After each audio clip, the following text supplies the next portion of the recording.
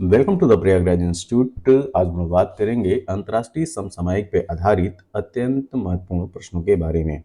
ये प्रश्न आपके आने वाले एग्जाम के लिए काफी इंपॉर्टेंट है। तो चलिए स्टार्ट करते हैं अपने पहले प्रश्न के साथ। हमारे सामने जो पहला प्रश्न है कि 5 नवंबर 2024 को अमेरिका में हुए राष्ट्रपति पद के चुनाव में डेमोक्रेटिक प्रत्याशी कमला हैरिस को पराजित कर दूसरी बार अमेरिका के 47वें राष्ट्रपति के रूप में किसने चुनाव जीता है?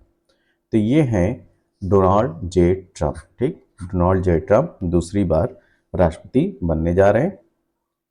तो 5 नवंबर 2024 को हुए अमेरिकी राष्ट्रपति चुनाव में रिपब्लिकन पार्टी के, ध्यान रखिएगा, जो डोनाल्ड ट्रंप हैं वो रिपब्लिकन पार्टी के हैं। तो रिपब्लिकन पार्टी के उम्मीदवार डोनाल्ड जे ट्रंप ने डेमोक्रेटिक प्रत्याशी कमला हैरिस को हराकर दूसरी बार अमेरिका के 47वें राष्ट्रपति का पद जीता। इससे पहले ट्रंप ने 2016 में राष्ट्रपति पद का चुनाव जीता था और उनकी जीत का प्रमुख कारण आर्थिक नीति और विदेश नीति से जुड़े मुद्दे माने गए। अब हम बात करेंगे अगले प्रश्न के बारे में। अगला प्रश्न है कि ग्लोबल वार्मिंग के कारण तेजी से पिघल रहे हिमनदों के कारण किन दो यूरोपीय देशों ने अपनी अल्पाइन सीमा को पुनः रेखांकित करने की घोषणा की है? ठीक है, तो उन दो यूरोपीय देशों का नाम बताना है जिन्होंने अपनी अल्पाइन सीमा को फिर से रीड्रॉ करने की घोषणा की है।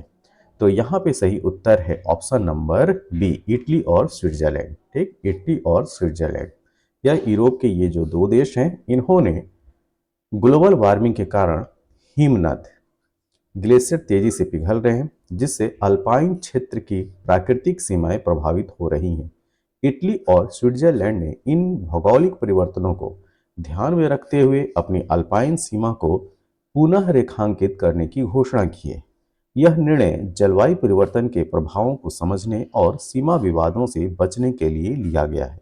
तो इन दो देशों का नाम हमें याद रखना है, इटली और स्विट्जरलैंड। अगला प्रश्न, 20 अक्टूबर 2024 को विश्व स्वास्थ्य संगठन वर्ल्ड हेल्थ ऑर्गेनाइजेशन ने किस देश को मलेरिया मुक्त घोषित किया है? इसको वेरी इंपॉर्टेंट में रखिए। ठीक, ऐसे प्रश्न जो है अक्सर पूछे जाते हैं। तो 20 अक्टूबर 2024 को विश्व स्वास्थ्य संगठन वर्ल्ड हेल्थ ऑर्गेनाइजेशन ने किस देश को मलेरिया मुक्त घोषित किया है? यहाँ पे ऑप्शन है नाइजीरिया, इथोपिया, मिस्र, कार्बो वर्डे। तो सही उत्तर है ऑप्शन नंबर सी, मिस्र। तो वर्ल्ड हेल्थ ऑर्गेनाइजेशन ने 20 अक्टूबर 2024 को मिस्र को मलेरिया मुक्त घोषित किया। इससे पहले जनवरी 2024 में कार्बो वर्डे को भी मलेरिया मुक्त घोषित किया गया था। अब तक दुनिया के 44 देश मलेरिया मुक्त हो चुके हैं। तो जब डेट वाइज आपसे पूछा जाए कि इस डेट को जो है किस देश को मलेरिया मुक्त वर्ल्ड हेल्थ ऑर्गेनाइजेशन ने घोषित किया है, तो उस हिसाब से आपका उत्तर होगा। जैसे कि यहाँ पे 20 अक्टूबर की बात की जा रही है, तो 20 अक्टूबर 2024 को मिस्र को जो है मलेरिया मुक्त घोषित किया गया है और जनवरी 2024 में काबो वर्डे को भी मलेरिया मुक्त घोषित किया गया था और अब तक दुनिया के 44 देश मलेरिया मुक्त हो चुके हैं। वह यूरोपीय देश जिसने अक्टूबर 2024 में 15 वर्ष तक के बच्चों के लिए सोशल मीडिया प्रयोग पर प्रतिबंध लगाया है, तो उस देश का नाम बताना है। Sweden, Norway, Denmark, Finland. तो यहाँ पे सही उत्तर है नॉर्वे। नॉर्वे वह देश है जिसने 15 वर्ष से कम बच्चों को सोशल मीडिया यूज पे जो है प्रतिबंध लगाया है। ठीक है, तो नॉर्वे ने बच्चों के मानसिक स्वास्थ्य की सुरक्षा हेतु अक्टूबर 2024 में 15 वर्षों तक बच्चों के लिए सोशल मीडिया उपयोग पर प्रतिबंध लगाया और यह कदम बढ़ते साइबर बुलिंग और सोशल मीडिया की लत को रोकने के लिए उठाया गया है। हाल ही में किस अंतरिक्ष संगठन ने moonlight lunar communication and navigation services LCNS कार्यक्रम शुरू किया है? ठीक है, फिर से इस प्रश्न को देखिए। हाल ही में किस अंतरिक्ष संगठन ने moonlight lunar communications and navigation services LCNS कार्यक्रम शुरू किया है? तो यहाँ पे सही उत्तर है यूरोपीय अंतरिक्ष एजेंसी। ठीक है, ऑप्शन नंबर सी। तो यूरोपीय अंतरिक्ष एजेंसी ESA ने moonlight lunar communications and navigation services LCNS कार्यक्रम शुरू किया और इसका उद्देश्य चंद्रमा पर सुरक्षित और विश्वसनीय नेविगेशन और कम्युनिकेशन सेवाएं प्रदान करना है। तो LCNS कार्यक्रम शुरू करने वाला जो स्पेस एजेंसी है वो है यूरोपीय अंतरिक्ष एजेंसी या यूरोपीय स्पेस एजेंसी ESA। अगला प्रश्न, अमेरिकी अंतरिक्ष एजेंसी नासा ने 14 अक्टूबर 2024 को बृहस्पति के चंद्रमा की जांच के लिए किस मिशन का सफल परीक्षण किया है? ठीक है, तो उस मिशन का नाम बताना है जिसमें बृहस्पति के चंद्रमा मतलब कि बृहस्पति के सैटेलाइट की जांच के लिए मिशन चालू किया गया है। तो ये है यूरोपा क्लिपर मिशन। क्या? Europa clipper mission. तो नासा ने 14 अक्टूबर 2024 को कैनेडी स्पेस सेंटर से space x falcon heavy rocket के माध्यम से, इस रॉकेट का नाम भी याद रखिए, space x falcon heavy rocket के माध्यम से यूरोपा क्लिपर मिशन लॉन्च किया। यह मिशन बृहस्पति के चंद्रमा यूरोपा पर संभावित जीवन और जल स्रोतों की खोज करेगा। तो ये भी ध्यान रखना है कि बृहस्पति ग्रह का जो सैटेलाइट है उसका नाम है यूरोपा। ठीक है, तो यूरोपा पर संभावित जीवन और जल स्रोतों की खोज करने के लिए यह मिशन जो है वो तैयार किया गया। ठीक है, मिशन का क्या नाम है? Europa clipper mission. संघाई सहयोग संगठन SCO के राष्ट्राध्यक्षों की 23वीं बैठक 16 अक्टूबर 2024 को कहां आयोजित की गई? यहाँ पे सही उत्तर है इस्लामाबाद। जैसा कि हम जानते हैं कि SCO की 23वीं बैठक 16 अक्टूबर 2024 को पाकिस्तान के इस्लामाबाद में आयोजित की गई। इस बैठक में क्षेत्रीय सुरक्षा, आर्थिक सहयोग और सांस्कृतिक आदान प्रदान पर चर्चा की गई। तो SCO संघाई कोऑपरेशन ऑर्गेनाइजेशन की जो 23वीं बैठक है वह 16 अक्टूबर 2024 को पाकिस्तान के शहर इस्लामाबाद में आयोजित की गई। अक्टूबर 2024 में कौन सा शहर सॉवरेन वेल्थ फंड के मामले में दुनिया का सबसे अमीर शहर घोषित हुआ है? तो आपको उस सिटी का नाम बताना है जो सॉवरेन वेल्थ फंड के मामले में दुनिया का सबसे अमीर शहर घोषित हुआ है। यहाँ पे सही उत्तर है option number B, Abu Dhabi. ठीक है, अबू धाबी। तो अबू धाबी को अक्टूबर 2024 में सॉवरेन वेल्थ फंड के आधार पर दुनिया का सबसे अमीर शहर घोषित किया गया और यह घोषणा अबू धाबी के मजबूत आर्थिक प्रदर्शन और फंड की प्रभावशाली संपत्तियों के कारण की गई है। ठीक है, तो अबू धाबी विश्व का सबसे सॉवरेन वेल्थ फंड के आधार पर सबसे अमीर शहर घोषित किया गया है। अक्टूबर 2024 में COP16 जैव विविधता सम्मेलन का आयोजन किया गया। ठीक है, तो कहाँ किया गया है ये आपको बताना है। तो यह है कोलंबिया में 16 जैव विविधता सम्मेलन जो है वो शुरू किया गया। तो COP16 जैव विविधता सम्मेलन अक्टूबर 2024 में कोलंबिया में आयोजित किया गया। यह सम्मेलन जैव विविधता संरक्षण और जलवायु परिवर्तन के प्रभावों को कम करने के लिए समर्पित है। अक्टूबर 2024 में कौन सा देश एशियाई विकास बैंक का 69वां सदस्य बना है? तो यह है इजराइल। इसको जो है वेरी इंपॉर्टेंट में रखे। ठीक है, कोई अंदाजा नहीं लगा सकता कि एशियन डेवलपमेंट बैंक ADB का जो सदस्य इजराइल हो सकता है। ठीक, तो ध्यान रखिए अक्टूबर 2024 में इजराइल को एशियाई विकास बैंक का 69वां सदस्य बनाया गया है। तो इजराइल अक्टूबर 2024 में एशियाई विकास बैंक एशियन डेवलपमेंट बैंक का 69वां सदस्य बना और इससे इजराइल को एशियाई देशों के साथ आर्थिक साझेदारी को बढ़ावा मिलेगा। 13 से 17 अक्टूबर 2024 को स्विट्जरलैंड के जिनेवा में आयोजित अंतर संसदीय संघ ठीक IPU की 149वीं सभा की थीम क्या थी? ठीक है, ये भी प्रश्न काफी अच्छा है। तो यहाँ पे जो सही उत्तर है ऑप्शन नंबर बी, अधिक शांतिपूर्ण और टिकाऊ भविष्य के लिए विज्ञान, प्रौद्योगिकी और नवाचार का उपयोग। जिनेवा में आयोजित IPU के 149वीं सभा की थीम अधिक शांतिपूर्ण और टिकाऊ भविष्य के लिए विज्ञान, प्रौद्योगिकी और नवाचार का उपयोग थी। इसमें वैश्विक चुनौतियों के समाधान के लिए तकनीकी नवाचार पर जोर दिया गया। हाल ही में आई एक अध्ययन रिपोर्ट के अनुसार लिथियम, जिसको सफेद सोना बोला जाता है, ब्रायन निष्कर्षण के कारण किस देश को आटाकामा नमक मैदान प्रतिवर्ष 1 से 2 सेंटीमीटर की दर से डूब रहा है? ठीक है, तो ये है चिली। क्या? चिली, ऑप्शन ए।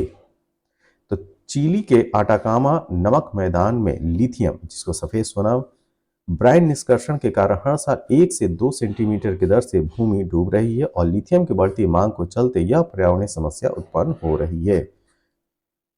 अक्टूबर 2024 में 18 वर्ष 5 महीने की उम्र में 8000 मीटर से अधिक ऊंची दुनिया के 14 पर्वत चोटियों पर सफलतापूर्वक चढ़ने वाले दुनिया के सबसे कम उम्र के पर्वतारोही कौन बने हैं?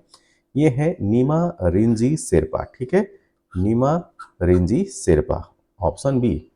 तो नेपाल की नीमा रिंजी शेरपा 8000 मीटर से ऊंची 14 चोटियों पर चढ़ने का कीर्तिमान स्थापित किया, जो उन्हें इस उपलब्धि को पाने वाला सबसे कम उम्र का पर्वतारोही बनाता है।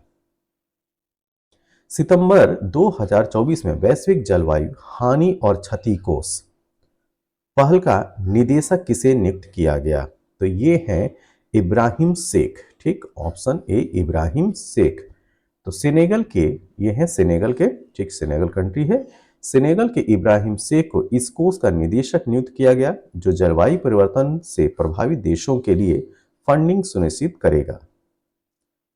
अक्टूबर 2024 में क्वाड संगठन द्वारा शुरू की गई कैंसर मूनशॉट पहल का उद्देश्य क्या है? तो इसका उद्देश्य हिंद प्रशांत क्षेत्र में कैंसर के बोझ को कम करना। ठीक है, हिंद प्रशांत क्षेत्र में कैंसर के बोझ को कम करना इसका मुख्य उद्देश्य है। तो अमेरिका की पहल पर क्वाड संगठन ने कैंसर मूनशॉट पहल शुरू की, जो हिंद प्रशांत क्षेत्र में कैंसर के प्रबंधन पर केंद्रित है। हाल ही में जापान के नए प्रधानमंत्री कौन बने हैं? तो ये हैं शिगेरू इशिबा। कौन? Shigeru Ishiba. ठीक है, अक्टूबर 2024 में शिगेरू इशिबा ने फूमियो किशिदा, कौन? फूमियो किशिदा की जगह जापान के प्रधानमंत्री का पद संभाला है। अक्टूबर 2024 में दुनिया का सबसे बड़ा नौसेना रक्षा व्यापार शो यूरोनावल कहाँ आयोजित किया गया? ठीक है, तो यूरोनावल का आयोजन कहाँ पे किया गया है? तो यह है Paris, France, option B. Paris में आयोजित यूरोनावल दुनिया का सबसे बड़ा नौसेना रक्षा व्यापार शो है, जहां आधुनिक रक्षा तकनीकों का प्रदर्शन किया जाता है। हाल ही में किस देश में दुनिया की पहली बायोनिक आंख जेनेरिस बायोनिक विजन सिस्टम विकसित की गई है? ठीक, तो वह देश कौन सा है? ऑस्ट्रेलिया। ऑस्ट्रेलियाई वैज्ञानिकों ने जेनेरिस बायोनिक विजन सिस्टम विकसित की है, जो दृष्टिहीन लोगों को देखने में सहायता प्रदान करेगी। अक्टूबर 2024 में प्रथम सप्ताह में अपना अंतिम कोयला बिजली संयंत्र बंद करने वाला पहला G7 राष्ट्र कौन बना है? ये भी काफी अच्छा प्रश्न है। तो अक्टूबर 2024 के प्रथम सप्ताह में अपना अंतिम कोयला बिजली संयंत्र बंद करने वाला पहला G7 देश है ब्रिटेन। तो ब्रिटेन ने 2024 में अपने अंतिम कोयला बिजली संयंत्र को बंद कर दिया है, जिससे वह ऐसा करने वाला पहला G7 राष्ट्र बन गया है। हाल ही में किस देश ने चागोस द्वीप समूह की संप्रभुता मॉरिशस को सौंपने पर सहमति व्यक्त की है? ठीक है, तो यह देश है ब्रिटेन। ठीक है, ऑप्शन बी। ब्रिटेन ने मॉरिशस को चागोस द्वीप समूह की संप्रभुता सौंपने पर सहमति व्यक्त की, जो लंबे समय से विवाद का विषय था। अक्टूबर 2024 में विश्व हरित अर्थव्यवस्था शिखर सम्मेलन का आयोजन कहाँ किया गया है?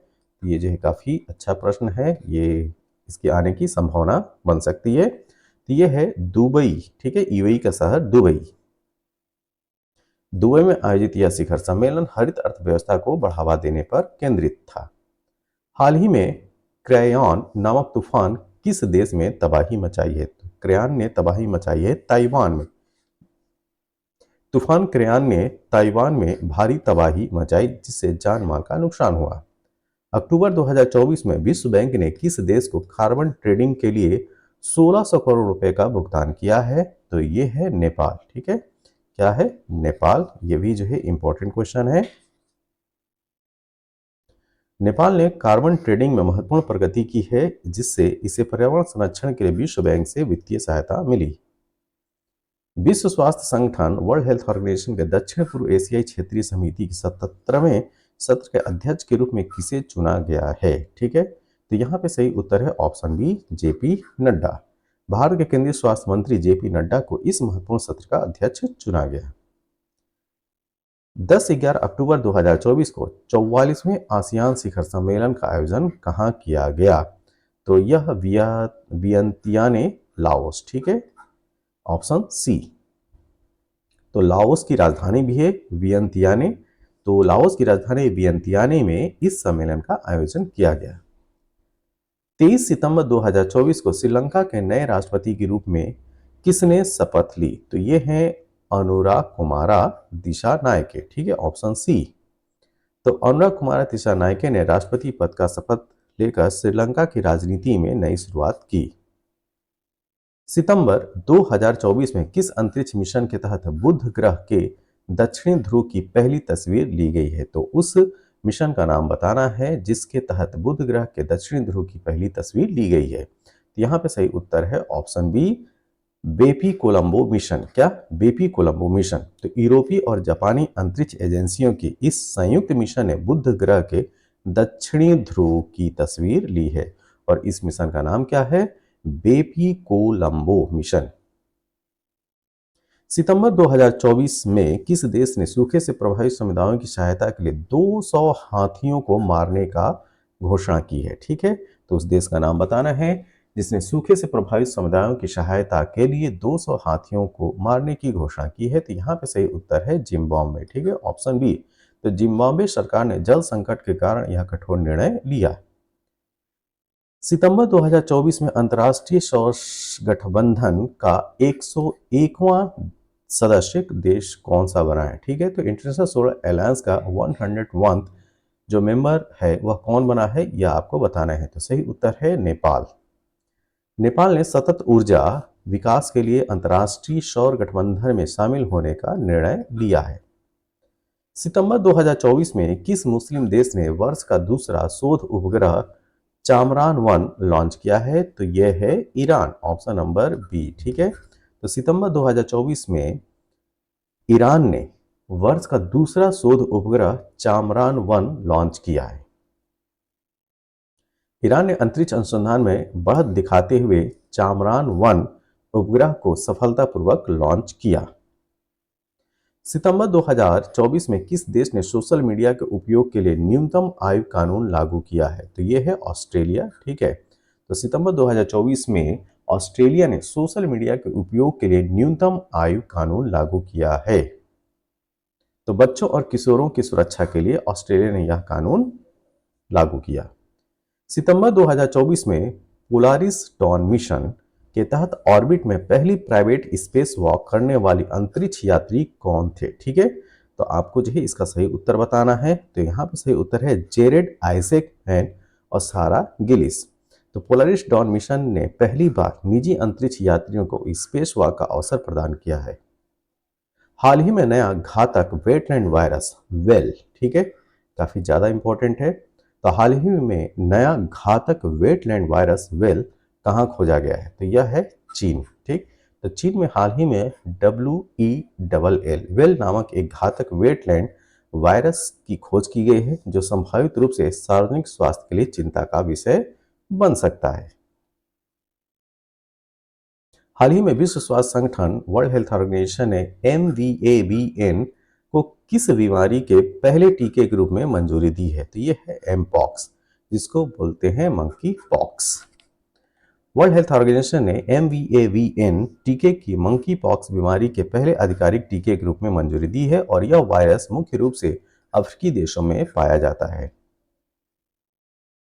दक्षिणी एशियाई देशों फिलीपींस, जापान, चीन में 15 से 16 सितंबर 2024 को आया वह प्रचंड तूफान जिससे लगभग 13,000 लोगों को विस्थापित होना पड़ा, उसका नाम है बेबिंका। क्या? बेबिंका।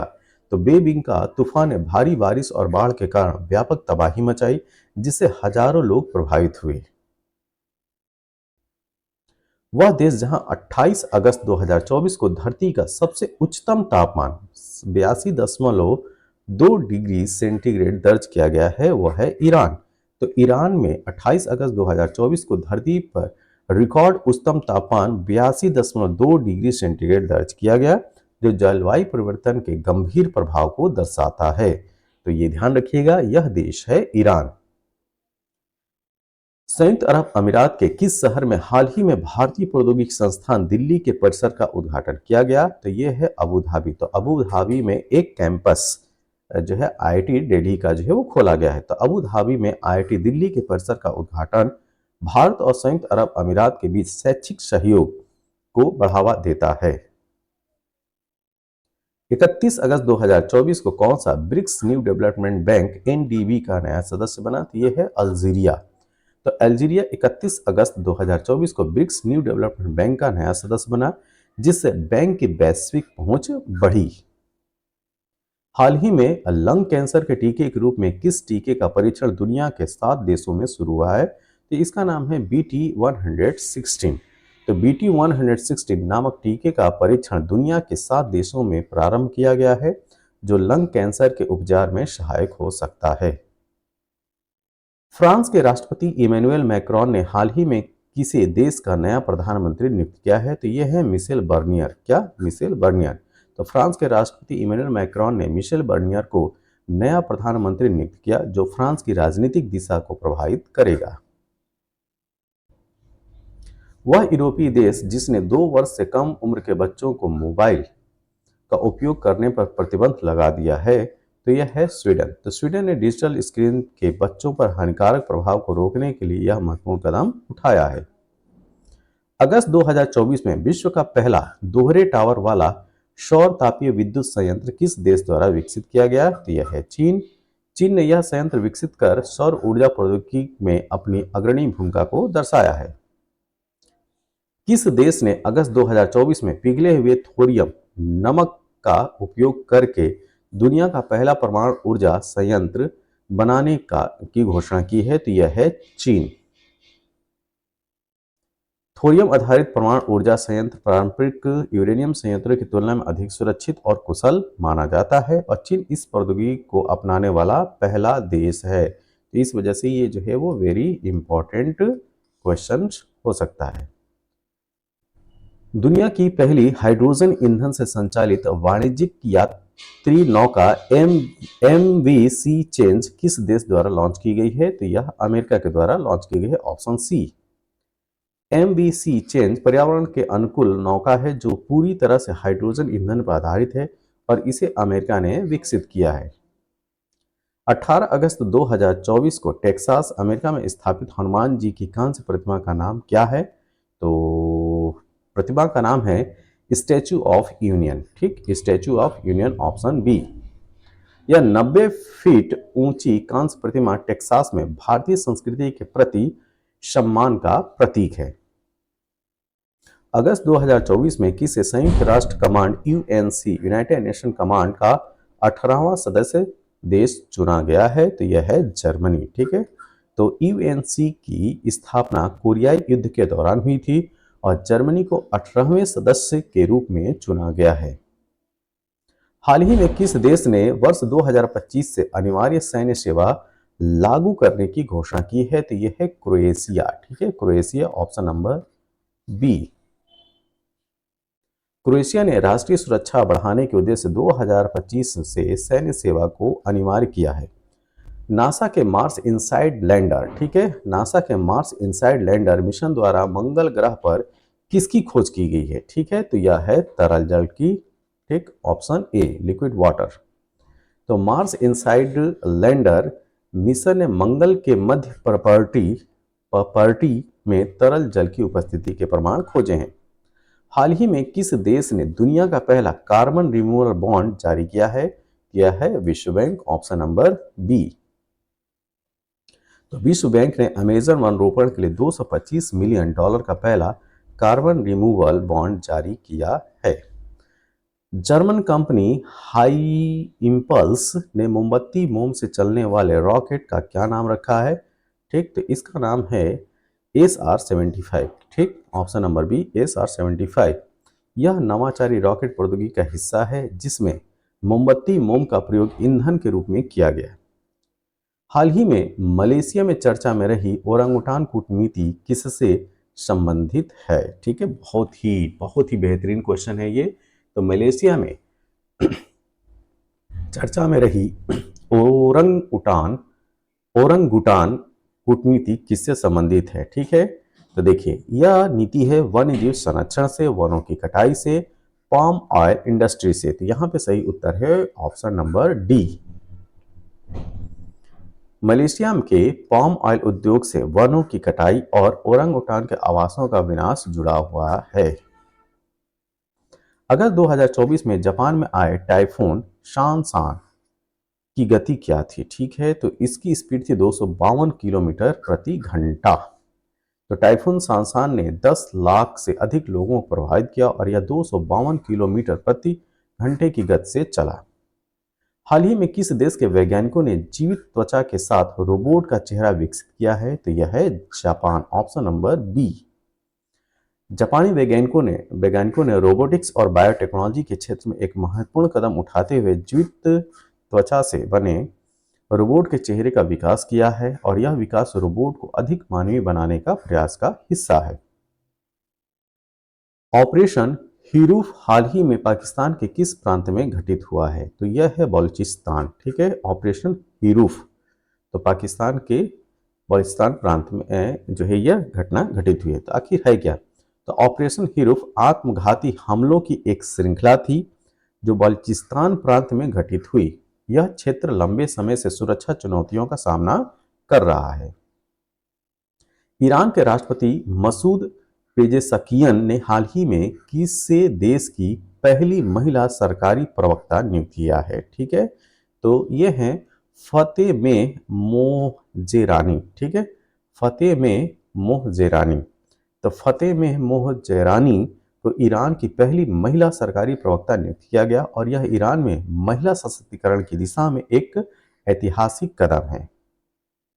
हाल ही में धूली खेल किस देश का पहला विश्व स्वास्थ्य संगठन वर्ल्ड हेल्थ ऑर्गेनाइजेशन से मान्यता प्राप्त स्वास्थ्य शहर बना है? तो यह है नेपाल, ऑप्शन नंबर बी। तो धूली खेल कहाँ है? धूली खेल है नेपाल। तो नेपाल का पहला शहर है जिसे वर्ल्ड हेल्थ ऑर्गेनाइजेशन ने स्वास्थ्य और स्वच्छता मानकों के आधार पर स्वास्थ्य शहर का दर्जा दिया है। कोलंबो सुरक्षा कॉन्क्लेव, ठीक है, CSC के लिए चार्टर और समझौता ज्ञापन पर हस्ताक्षर करने वाले देश कौन कौन से हैं? ठीक है, तो CSC कोलंबो सिक्योरिटी कॉन्क्लेव के लिए चार्टर और समझौता ज्ञापन पर हस्ताक्षर करने वाले देश कौन कौन से हैं? तो इसमें है भारत, मालदीव, मॉरिशस और श्रीलंका। भारत, मालदीव, मॉरिशस और श्रीलंका। कोलंबो में आयोजित एक बैठक के दौरान चार देशों ने CSC सचिवालय की स्थापना के लिए समझौता ज्ञापन पर हस्ताक्षर किए। ब्लू ओरिजिन ने हाल ही में किस नाम से अपना 8वां sub orbital space tourism mission launch किया है? तो इसका नाम है NS-26। ब्लू ओरिजिन द्वारा अंतरिक्ष पर्यटन को बढ़ावा देने के उद्देश्य से NS-26 मिशन लॉन्च किया गया जो सब ऑर्बिटल उड़ानें प्रदान करता है। हाल ही में दुनिया का सबसे पुराना सौर चंद्र कैलेंडर किस देश में खोजा गया है? ठीक है, तो यह है तुर्की। तुर्की में पुरातत्वविदों ने दुनिया का सबसे पुराना सौर चंद्र कैलेंडर, सोलर लूनर कैलेंडर खोजा जो हजारों साल पुराना है और मानव इतिहास के प्रारंभिक समय को दर्शाता है। इजराइल ने हमास के खिलाफ जारी लड़ाई को क्या कोड नाम दिया है? तो इजराइल जो हमास के खिलाफ युद्ध लड़ रहा था उसका कोड नाम क्या था? ठीक है, तो यह है operation iron sword, option A operation iron sword. Israel ने हमास के खिलाफ इस लड़ाई का कोड नाम ऑपरेशन आयरन स्वॉर्ड रखा जो उनकी सैन्य योजना का हिस्सा था। इंडोनेशिया स्थित सुलावेसी द्वीप में से हाल ही में कितने वर्ष पुरानी गुफा पेंटिंग मिली है? तो यह है 51,200 वर्ष, ऑप्शन सी। सुलावेसी द्वीप पर 51,200 वर्ष पुरानी गुफा पेंटिंग मिली है जिसमें मानव और जानवरों की आकृतियां हैं। हाल ही में यूनेस्को की खतरे की सूची में शामिल फिलिस्तीन के स्थल का नाम क्या है? तो यह है सेंट हिलारियन मठ, ठीक है, टेल आयर। यूनेस्को ने इस स्थल को विश्व विरासत खतरे की सूची में शामिल किया है, जो संरक्षण की आवश्यकता को दर्शाता है। जून 2024 में सांग्री-ला संवाद 2024 का आयोजन कहाँ किया गया? तो इसका आयोजन किया गया था सिंगापुर में। तो सांग्री-ला संवाद एक वार्षिक सुरक्षा शिखर सम्मेलन है जो सिंगापुर में आयोजित होता है, और यह एशिया प्रशांत क्षेत्र के देशों के बीच सुरक्षा मुद्दों पर चर्चा के लिए मंच प्रदान करता है। संयुक्त राष्ट्र संघ ने हाल ही में बच्चों के खिलाफ अपराध करने वाले देशों की वैश्विक सूची में किस देश को जोड़ा है? ये है इजराइल। ठीक है, संयुक्त राष्ट्र ने इजराइल को बच्चों के खिलाफ अपराध करने वाले देशों की सूची में शामिल किया है, और यह निर्णय इजराइल फिलिस्तीन संघर्ष में बच्चों के खिलाफ हुए कथित अपराधों के कारण लिया गया। मई 2024 में दुनिया के पहले प्रमुख एआई कानून को मंजूरी किसने प्रदान की है? तो आर्टिफिशियल इंटेलिजेंस आधारित जो लॉ है उसको मंजूरी प्रदान करने वाला दुनिया के पहले देश कौन सा है? तो ये है यूरोपीय संघ। ठीक है, तो ये जो है वो देशों का समूह है। तो यूरोपीय संघ ने दुनिया का पहला प्रमुख एआई कानून पारित किया है जो आर्टिफिशियल इंटेलिजेंस के उपयोग और नियमन के लिए मानक स्थापित करता है। मई 2024 में किस देश ने दुनिया का पहला 6G डिवाइस लॉन्च किया है? तो ये है Japan, option number B. Japan ने 6G तकनीक पर आधारित डिवाइस लॉन्च किया जो 5G से 20 गुना तेज है, और यह भविष्य का वायरलेस संचार प्रौद्योगिकियों की दिशा में एक बड़ा कदम है। मई 2024 में कौन सा देश इंटरनेशनल सोलर अलायंस ISA का 99वां सदस्य बना है? तो ये है स्पेन। ठीक, ऑप्शन नंबर बी। तो इंटरनेशनल सोलर अलायंस सौर ऊर्जा को बढ़ावा देने के लिए भारत और फ्रांस द्वारा शुरू किया गया एक वैश्विक संगठन है, और स्पेन जो है इसका 99वां सदस्य बना है। मई 2024 में वर्ल्ड एक्टिक्स ने किस स्थान पर समुद्र तल से 2400 मीटर की ऊंचाई पर पहला प्रतिस्पर्धी स्विमिंग पूल खोलने की घोषणा की है? तो मई 2024 में वर्ल्ड एक्वेटिक्स ने ठीक है, वर्ल्ड एक्वेटिक्स ने किस स्थान पर समुद्र तल से 2400 मीटर की ऊंचाई पर पहला प्रतिस्पर्धी स्विमिंग पूल खोलने की घोषणा की है? तो यह है भूटान, ऑप्शन नंबर बी। तो वर्ल्ड एक्वेटिक्स ने भूटान में समुद्र तल से 2400 मीटर की ऊंचाई पर एक प्रतिस्पर्धी स्विमिंग पूल खोलने की घोषणा की, जो पर्यावरणीय चुनौतियों को दर्शाता है। मई 2024 में दुनिया का पहला प्रमुख देश कौन सा है जो अपने सभी ग्लेशियर्स होने की संभावना के करीब है? ये जो है मोस्ट इंपॉर्टेंट क्वेश्चन है। तो यहां पे सही उत्तर है वेनेजुएला। ठीक, वेनेजुएला। तो बीबीसी की एक रिपोर्ट के अनुसार जलवायु परिवर्तन और तापमान वृद्धि के कारण वेनेजुएला अपने सभी ग्लेशियर्स खोने वाला पहला देश बन सकता है। मई 2024 में यूरोपीय देशों ने फिलिस्तीन को स्वतंत्र राष्ट्र के रूप में मान्यता देने की घोषणा की। यह कौन से देश हैं? ठीक, तो ये है option number B, Norway, Spain, Ireland. ठीक है, नॉर्वे, स्पेन, आयरलैंड। तो नॉर्वे, स्पेन और आयरलैंड ने फिलिस्तीन को स्वतंत्र राष्ट्र के रूप में मान्यता देने की घोषणा की, जो 28 मई 2024 से प्रभावी हुई। मई 2024 में आटाकामा वेधशाला जो दुनिया की सबसे ऊंची वेधशाला है, कहाँ स्थापित की गई है? तो यह स्थापित की गई है ऑप्शन नंबर ए, चिली में। आटाकामा वेधशाला जो समुद्र तल से 5640 मीटर की ऊंचाई पर स्थित है, चिली में स्थापित की गई है, और यह खगोलीय अनुसंधान के लिए एक महत्वपूर्ण स्थान है। 13 से 15 मई 2024 के बीच विश्व हाइड्रोजन सम्मेलन का आयोजन कहाँ किया गया? तो यह किया गया रोटरडम, नीदरलैंड में। ठीक, ऑप्शन नंबर बी। विश्व हाइड्रोजन सम्मेलन का आयोजन रोटरडम, नीदरलैंड में किया गया।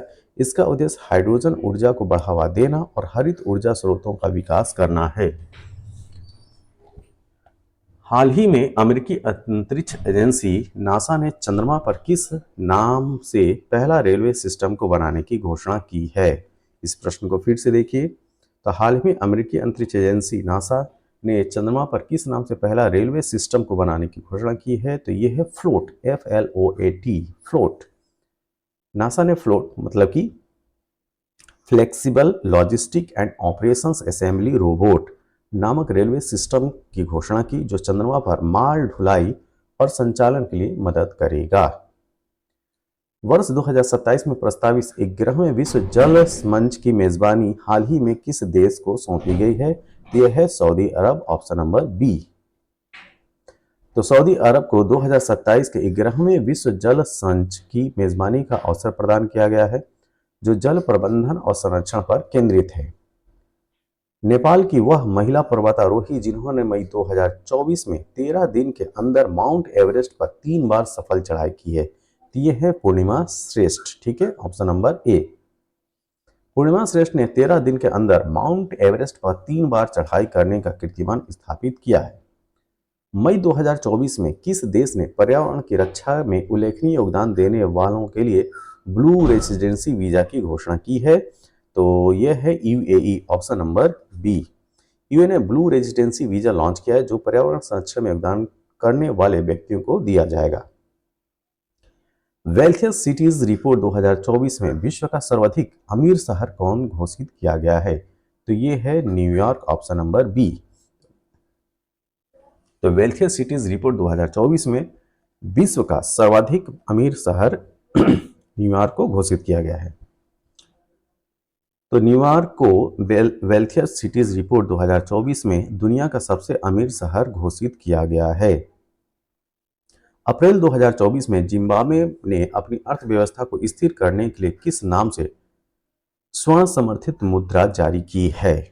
तो ये है जिग। ठीक, ऑप्शन नंबर बी, जिग। तो जिम्बाब्वे ने जिग नामक स्वर्ण समर्थित मुद्रा जारी की ताकि मुद्रास्फीति पर नियंत्रण पाया जा सके। तो मई 2024 में जारी यंग यूनिवर्सिटी रैंकिंग 2024 में शीर्ष स्थान किसे मिला है? तो यंग यूनिवर्सिटी रैंकिंग में नानयांग टेक्नोलॉजिकल यूनिवर्सिटी को यह स्थान प्राप्त हुआ है। तो नानयांग टेक्नोलॉजी यूनिवर्सिटी सिंगापुर को यंग यूनिवर्सिटी रैंकिंग 2024 में पहला स्थान मिला। मई 2024 में नाटो के 6 देशों ने किस देश के विरुद्ध ड्रोन दीवार बनाने की घोषणा की है? तो यह है रूस, ऑप्शन नंबर बी। तो नाटो के 6 देशों ने रूस के खिलाफ ड्रोन हमलों को रोकने के लिए ड्रोन दीवार बनाने की निर्णय लिया है। 5 जून 2024 को विश्व पर्यावरण दिवस के वैश्विक समारोह की मेजबानी किस देश ने की है? यह है ऑप्शन नंबर बी, सऊदी अरब। सऊदी अरब ने 2024 के विश्व पर्यावरण दिवस का वैश्विक समारोह आयोजित किया। 5 जून 2024 को किस रूसी अंतरिक्ष यात्री ने अंतरिक्ष में सबसे अधिक 1000 दिन बिताने का रिकॉर्ड बनाया है? यह है ओलेग कोनोनेंको। ठीक, तो ओलेग कोनोनेंको ने 5 जून 2024 को 1000 दिन बिताने का रिकॉर्ड बनाया है। ओलेग कोनोनेंको ने 1000 दिन अंतरिक्ष में बिताकर विश्व रिकॉर्ड बनाया है। ठीक है, तो इनका नाम याद रखिएगा, ओलेग कोनोनेंको। कौन सा देश दुनिया का पहला देश बन गया है जिसने संविधान में एक नया अधिकार जोड़ा है? तो यह है फ्रांस।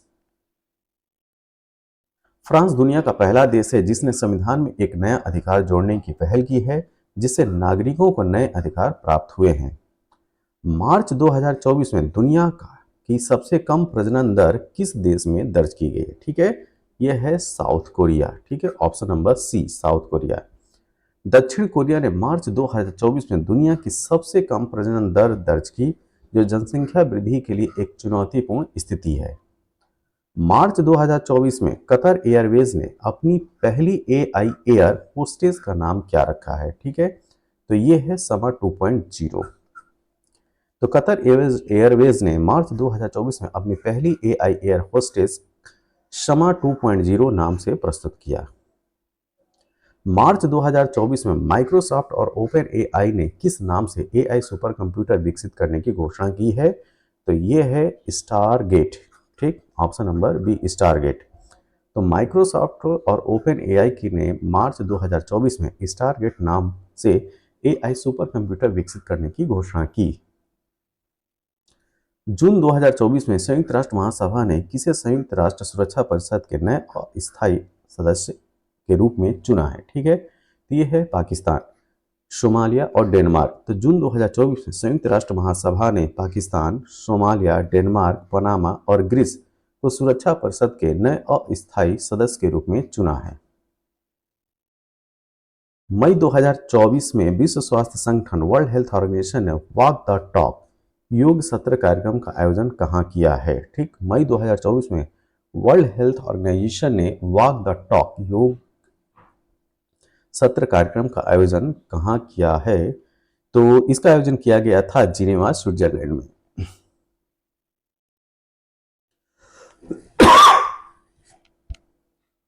विश्व स्वास्थ्य संगठन ने मई 2024 में वॉक द टॉक योग सत्र कार्यक्रम का आयोजन जिनेवा, स्विट्जरलैंड में किया।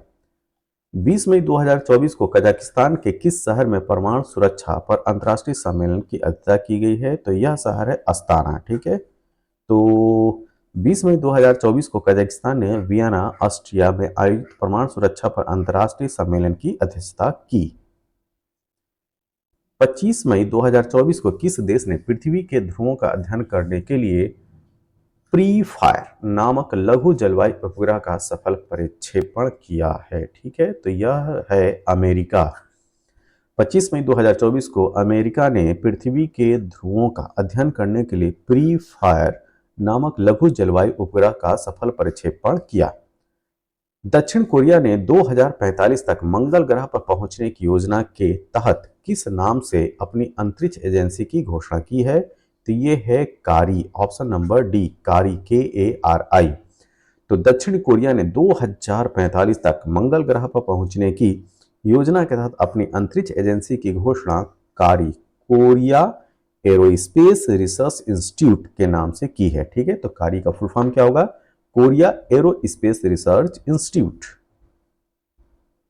दुनिया का सबसे लंबा पैदल यात्री suspense bridge, bridge of national unity, 4 जून 2024 को किस देश ने खोला है? तो यह है हंगरी। ठीक है, तो फिर इस क्वेश्चन को देखिए। दुनिया का सबसे लंबा पैदल यात्री suspense bridge, bridge of national unity, 4 जून 2024 को हंगरी ने खोला है। तो 4 जून 2024 को दुनिया का सबसे लंबा पैदल यात्री suspense bridge, bridge of national unity Hungary में खोला गया। फरवरी 2024 से यूरोप में पहली बार कहां से यूपीआई का औपचारिक रूप से प्रयोग शुरू किया गया है? ठीक, तो यह है एफिल टावर, फ्रांस। तो फरवरी 2024 से यूरोप में पहली बार यूपीआई यूनिफाइड पेमेंट इंटरफेस का औपचारिक प्रयोग एफिल टावर, फ्रांस से किया गया है। श्रीलंका के 76वें स्वतंत्रता दिवस समारोह जो कि 4 फरवरी में हिस्सा लेने के लिए कौन सी भारतीय पनडुब्बी ने कोलंबो बंदरगाह की यात्रा की है? तो यह है INS करंज। ठीक है, INS करंज, ऑप्शन बी। तो श्रीलंका के 76वें स्वतंत्रता दिवस समारोह में हिस्सा लेने के लिए भारतीय नौसेना की पनडुब्बी INS करंज ने कोलंबो बंदरगाह की यात्रा की। स्विट्जरलैंड के दावोस में 15 से 19 जनवरी 2024 को आयोजित विश्व आर्थिक मंच की 54वीं वार्षिक बैठक का केंद्रीय विषय क्या था? ठीक है, तो इसका केंद्रीय विषय था रीबिल्डिंग ट्रस्ट। क्या? Rebuilding trust. तो दावोस में 2024 की वार्षिक बैठक का मुख्य विषय विश्वास का पुनर्निर्माण, रीबिल्डिंग ट्रस्ट था। किन देशों ने 1 जनवरी 2024 को आधिकारिक तौर पर ब्रिक्स की सदस्यता ग्रहण की है? ठीक है, तो ये है सही उत्तर, ऑप्शन नंबर बी, मिस्र, इथोपिया, ईरान, सऊदी अरब और संयुक्त अरब अमीरात। 1 जनवरी 2024 को मिस्र, इथोपिया, ईरान, सऊदी अरब और संयुक्त अरब अमीरात ने ब्रिक्स की आधिकारिक सदस्यता ग्रहण की। जनवरी 2024 में युगांडा के कंपाला में आयोजित 19वें गुटनिरपेक्ष आंदोलन नॉन अलाइनमेंट मूवमेंट शिखर सम्मेलन 2024 की थीम क्या थी? तो ये है deepening cooperation for shared global affluence. तो 19वें गुटनिरपेक्ष आंदोलन नाम शिखर सम्मेलन की थीम थी साझा वैश्विक समृद्धि के लिए सहयोग को गहरा करना, deepening cooperation for shared global affluence. हाल ही में डिजिटल सेशन वीजा जारी करने वाला पहला यूरोपीय देश कौन बना? ठीक है, तो यह देश है फ्रांस। फ्रांस पहला यूरोपीय देश बना जिसने डिजिटल सेशन वीजा जारी किया। जनवरी 2024 में किस चीनी स्टार्टअप ने दुनिया की पहली परमाणु बैटरी का अनावरण किया है? तो इसका नाम है बीटा वोल्ट। क्या? Beta volt. बीटा वोल्ट नामक चीनी स्टार्टअप ने जनवरी 2024 में दुनिया की पहली परमाणु बैटरी का अनावरण किया। जनवरी 2024 में किस मुस्लिम देश ने महदा, कैहान 2 और हत्फ 1 नामक 3 उपग्रहों का सफल प्रक्षेपण किया है? ठीक है, तो ये है ईरान, ऑप्शन नंबर बी। जनवरी 2024 में ईरान ने महदा, कैहान 2 और हत्फ 1 नामक 3 उपग्रहों का सफल प्रक्षेपण किया। तो इसी के साथ अंतर्राष्ट्रीय घटनाक्रम पर आधारित एमसीक्यू क्वेश्चन हमारे जो होते हैं कंप्लीट। यह वीडियो आपको कैसा लगा? जैसा भी लगा हो आप अपने सुझाव जो है कमेंट बॉक्स में जरूर दें। इस वीडियो की पीडीएफ के लिए आप हमारे Telegram channel the Prayagraj institute को ज्वाइन कीजिए और इसकी पीडीएफ प्राप्त कीजिए। तब तक के लिए थैंक यू, धन्यवाद।